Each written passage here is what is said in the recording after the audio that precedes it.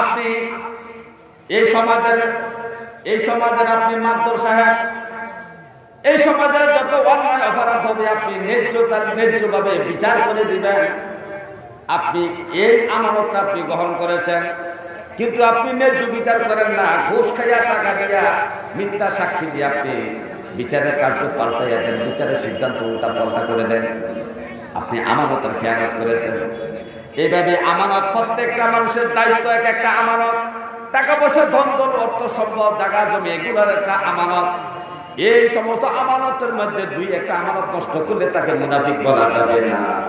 কিন্তু যদি 100% আমানতের মধ্যে হিসাব করে যদি 55 অথবা 60% যদি আমানত ভঙ্গকারী আপনি হয়ে যান, তাহলে মুনাফিকের লক্ষণ আপনার মধ্যে এটা পরিগণিত হবে।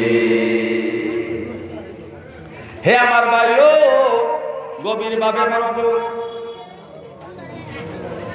এই মুনাফিকদের সর্দার ছিল উবাই ইবনে সলুল। উবাই ইবনে, আরবি জানেন, জান্নাতের যুবকদের সর্দার হবে হাসান, ইমাম হাসান হুসাইন। বয়স্ক মানুষদের সর্দার হবে হযরত আবু বকর সিদ্দিক রাদিয়াল্লাহু তাআলা আনহু। বয়স্ক মহিলাদের নেত্রী হবেন, সর্দার হবে মা খাদিজাতুল কুবরা রাদিয়াল্লাহু তাআলা আনহা। সমস্ত যুবতী মহিলাদের সর্দার হবেন মা ফাতেমা রাদিয়াল্লাহু তাআলা আনহা। সমস্ত নবীদের নেতা হবেন মুহাম্মদ রাসূলুল্লাহ সাল্লাল্লাহু আলাইহি ওয়াসাল্লাম। সমস্ত কিফনদের নেতা হবে কারণ সমস্ত অত্যাচারী শাসকদের, রাজা বাদশাদের, সমস্ত অত্যাচারী রাজা বাদশাদের সর্দার হবে ফেরাউন এবং নমরুদ। আর এই মুনাফিকদের সংগ্রাম হবে, মুনাফিকদের নেতা হবে হাসরের মাঠে, দুনিয়াতে কিয়ামত পর্যন্ত যত মুনাফিক আবিষ্কার হবে, যত মুনাফিক চিহ্নিত হবে, ওই সমস্ত লোকদের নেতা হবে উবাই ইবনে সলুল। যে ব্যক্তি মদিনায় বসবাস করত, আমার নবীকে সবচেয়ে বেশি কষ্ট দিয়েছে। হে আমার ভাইও, উবাই ইবনে সলুল নবীর সামনে গেলে নবীকে মহব্বত দেখাইতেন।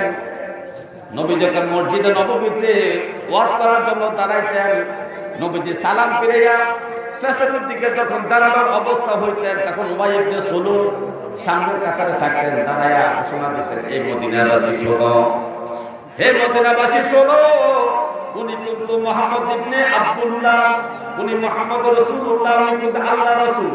উনি মক্কা থেকে মদিনায় আসেন, মদিনায় এসে আমাদেরকে ইসলামী শাসন বাস্তবায়নের জন্য উনি চেষ্টা করতেছেন। উনি কিন্তু আল্লাহর নবী, উনার কথা তোমরা মনোযোগ দিয়ে শুনবা।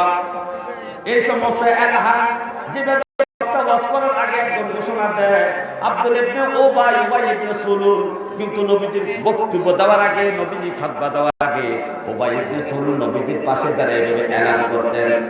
এলান করার পরে যখন নবীজি খুতবা দিতে যায়, ওয়াজ করতেন, হে মদিনার বাসী, তোমাদের ধন সম্পদ থেকে যাকাত দেওয়ার জন্য আল্লাহ নির্দেশ করেছে। যখন এই কথা বললেন, উবাই ইবনে সলুল মসজিদে নববী তার কোনো প্রতিবাদ করে নাই, সে মনোযোগ দিয়ে কথাটা শুনছে, সাহাবারা মনোযোগ দিয়ে কথা শুনছে। আব্দুল্লাহ ইবনে উবাই যখন মদিনার বাজারে, মদিনার মসজিদে নববী থেকে বাইশা মদিনার বাজারে গেছে, যে এতখানে মাঠের মধ্যে বৈশা বৈশা নবীজির সমালোচনা করে, ও মদিনাবাসী, ও বাজারের লোকেরা শোনো, মুহাম্মদ ইবনে আব্দুল্লাহ বাড়ি হলো তার মক্কায়, আইসে মদিনায় আমরা জায়গা দিছি, আর এই মুহাম্মদ বলতেছে আমাদের কষ্ট অর্জিত সম্পদ, আমরা কত কষ্ট করিয়া উদ্ধার লালন পালন করি, কত কষ্ট করিয়া আমরা খেজুরের বাগান করি, কত কষ্ট করিয়া আমরা ফল ফলাদি ফসল ফলাই, আর আমাদের সম্পদ থেকে আল্লাহর নাকি আমরা যাকাত দিতাম। আল্লাহর নামে, আল্লাহর পক্ষে কি করতাম? যাকাত দিতাম গরিব মানুষকে। এটা আমাদের সম্পদ। এটা মুহাম্মদের কথা বলার কি আছে? কেন মুহাম্মদের কথা বলবে আমাদের? নবীজির এভাবে সমালোচনা করতেন, কিন্তু মসজিদে নববীতে সে কোনো কথা বলতো না। নবী সমালোচনা করত ওই বাজারে, হাটে, বাজারে, দোকানে পাতে যাইয়া।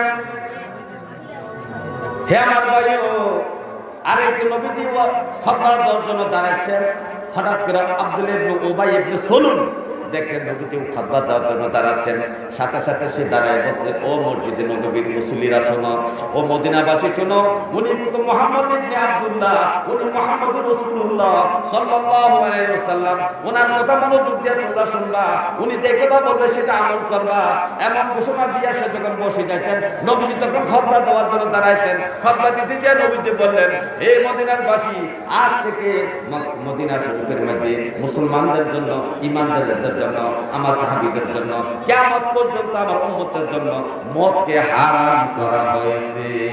মদ খাওয়া কি করা হয়েছে? আব্দুল্লাহ ইবনে উবাই ইবনে সালুল